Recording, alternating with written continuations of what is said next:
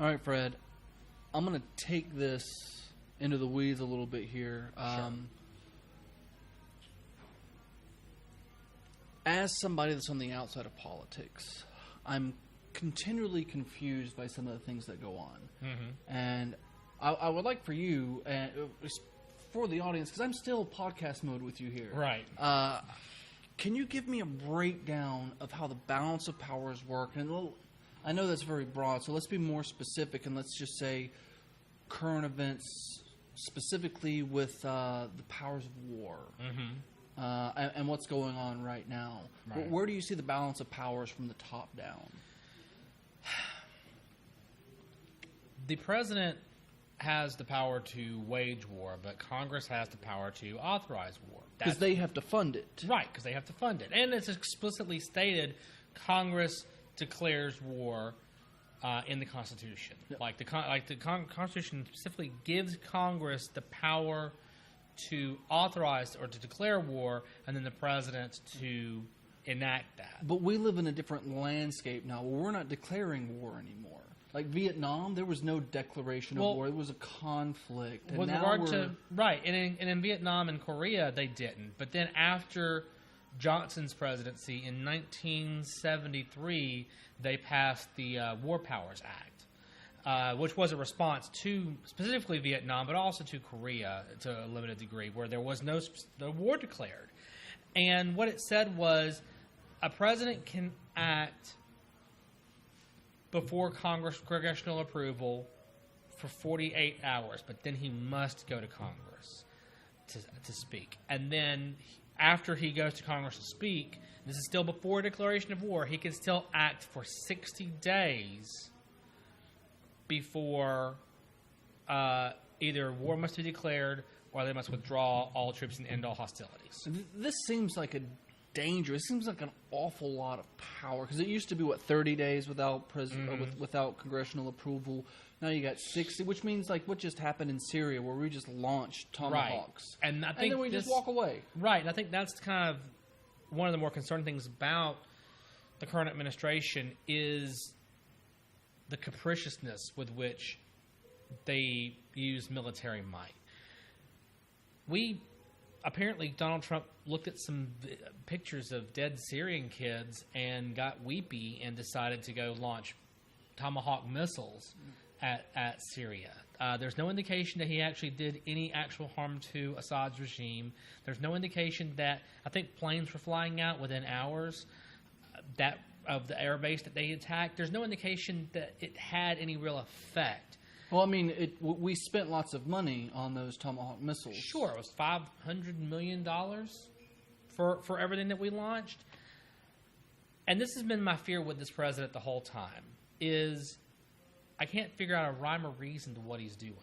No, you say that, but the mud in me says we ran out of bombs. Yeah. While Obama was president. Right, but Obama went... First of all, Obama was prosecuting, for the most part, wars that he inherited in terms of Afghanistan and Iraq. If you're talking going to go into Libya, he went to Congress and got approval for all the actions that we did, and that's why we were leading from behind so much, because he was doing the right thing. Right, and lastly, with regard to that, he went to Congress again and asked for permission to bomb Syria, to do what Trump did, which makes... I don't question what Trump did. I wish we knew more about his reason, his rationale, because Obama gave his reason, his rationale. I think you're asking a little bit too much. I might be. My bad. And this Congress voted him down and said, no, don't go to Syria. And so he said, fine. And then when Trump did it, where I was like, I'm glad he did something. There was so much praise from both the right and the left. At least he did something.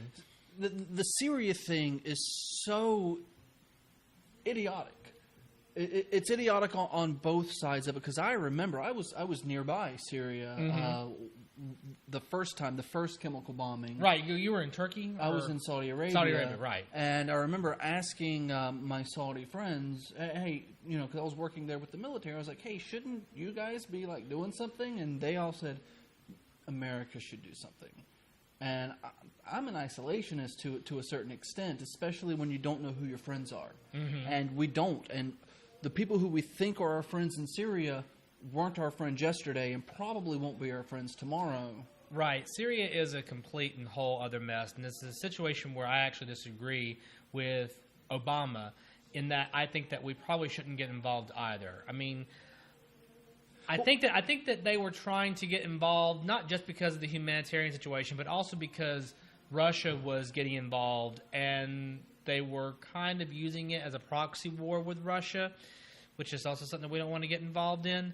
But another one, because we already have proxy wars going. Sure. But at the end of the day, we have to ask ourselves, what really are we gaining from that? And this is another Korea where we went in to stop the spread of communism. I still don't know what we gained from that. We went into Vietnam. I still don't know what we have gained from that.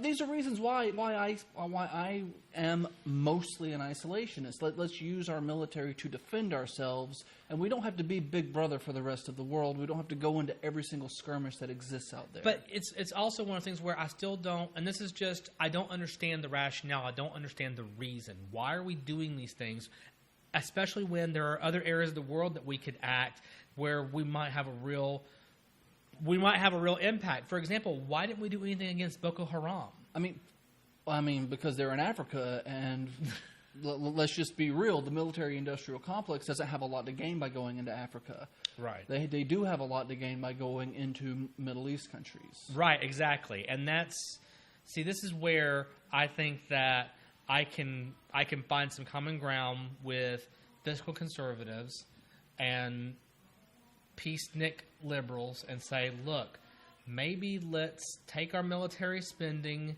spend it at home on truly defense. It's supposed to be defense spending anyway. Let's truly make it defense. Be defensive and not offensive. Right. Yeah. And if there is a true, like, I would say we went into World War II, because we were attacked. We went into World War II because we were attacked at Pearl Harbor. But we had wanted to go into World War II before then because of the humanitarian crimes that Germany was committing.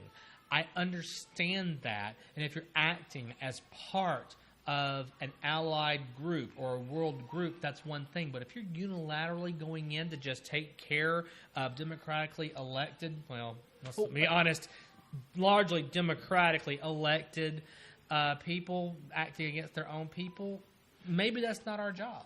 And I also have the issue with going into war without declaring a war, because we have all these, we were talking about, the separation of powers. We have all these different representatives for a reason. They're supposed to represent us. And if we give the president the power just to drop some bombs without talking to other representatives which we've elected, then we're putting too much power in one basket. If you were to become, a representative for this district, how would you stop stuff like that from happening? The big thing that you do is you find allies in the House, people who you don't have to come to the same answer for the same reason. I think that's where we're running into problems. People want to only vouch for their ideology, but I can exclude the war hawks because we know they've never met a battle they didn't want to fight. But I can find the fiscal conservatives and the deficit hawks, meet up with the liberal peacenik, far left Dems, and begin working to build a coalition that way on that issue. I mean, we don't have to come to the right decision for the right reason. I'll take allies who think completely differently from me. But as long as we come on that one issue, we come to the same conclusion, we'll work towards it. Well, the thing that baffles me so much about it is we have allies in that region, Saudi Arabia, Jordan, sometimes Egypt, and we're not pushing those countries to either take in refugees from Syria, because Saudi Arabia took 0. We're not pushing them to fly in. There were a couple of missions, and then everybody just kind of faltered off. But we have those allies for a reason, and we're just not utilizing them. I agree. I agree. I think that much of our support for some of these allies should be contingent upon the actions that they're doing to stabilize their own region. And sometimes there's even an indication they may be acting to destabilize some elements of their region as well, like Saudi Arabia. I mean, Saudi Arabia is already destabilized. Right. Do you have any events coming up that somebody who's interested could show up to and Absolutely. hear what you have to say live? What do you have coming up? I'm actually doing a town hall event at Wesleyan College in Macon on May 11th at 6 o'clock in the Taylor Amphitheatre. And that's open to the public. That is completely open to the public. I want a disparate array of people because this is going to be a complete Q&A session, just like we're kind of having now, where I will give a couple of minutes introduction and then put it to the floor for questions. I'll have volunteers on the floor with mics ready to take questions, and I want to hear from the people. What are your concerns? What do you like? What do you don't like about what's going on in Washington? What kind of questions do you have for me about my particular stances on issues? And I just plan on answering questions until either they kick us out or people are done asking me questions. That's really what I want. So. All right, and next, how can people reach out to you?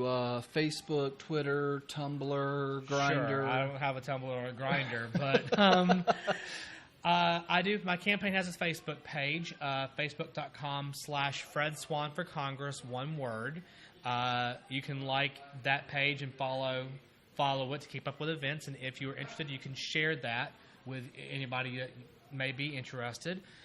I also have a Twitter. It's @FredSwann. That is my personal Twitter, but I'm using it for the campaign right now. I don't do a lot on Twitter, but if you engage with me, I'll definitely try to hit you back and have a conversation. We also have the comment section. We also have the comment section here. Please let us know what you like, what you don't like, so that we can continue to improve the content and the delivery, because we want this to be a space where you can hear about ongoing issues and both of our opinions on these issues. Crowdfunding. Yes, I have a crowd pack, www.crowdpack.com. Put it right there. /C/Fred Swann for Congress. Please, if you're able to, make a pledge. Those pledges are not collected until I reach my goal, at what point it will be dumped into the account. So it's like you're not even spending money. Or until you do. Yeah. All right. Do you have anything else to add to this? No, I don't. All right. Well, it's been an absolute pleasure having you. And for everybody out there that's watching, this has been Citizen State. We're filming here at Ampersand Guild Hall in Macon, Georgia. Again, come out and have a look at this place. It's absolutely amazing. I'm so appreciative for them inviting us in and giving us a space to do something like this. And we want to do more. Friends of yours, friends of mine, want to bring them in. Absolutely. And bounce around some of these same topics and a lot of new topics as they pop up. News has been pretty crazy recently, so there's always something to talk about. There's always something relevant. Again, all the links to Fred, we're going to put them right down here, and we'll see you guys next time.